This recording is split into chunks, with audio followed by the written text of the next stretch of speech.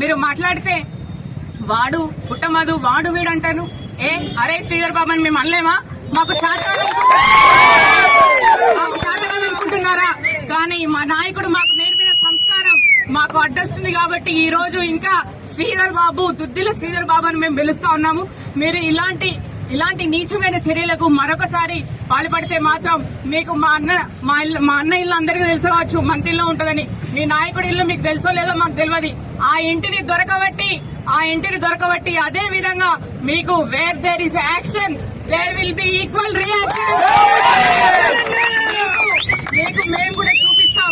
BRS party నాయకుల సత్తా మీకు అందరికీ తెలియజేస్తామని చెప్పి ఈ సందర్భంగా తెలియజేస్తా ఉన్నాను. కానీ మేము ఒక పార్టీ లైన్ లో ఉన్నాము. మా నాయకుడు, మా అధినేత కేసీఆర్ గారు కావచ్చు, కేటీఆర్ గారు కావచ్చు, ఇక్కడ పుట్టమదన్న కావచ్చు, ఎప్పుడు కూడా నోరు తూలనాడలేదు. కానీ మీరు ఎప్పుడు ధైర్యంగా ఎదుర్కొని బహిరంగంగా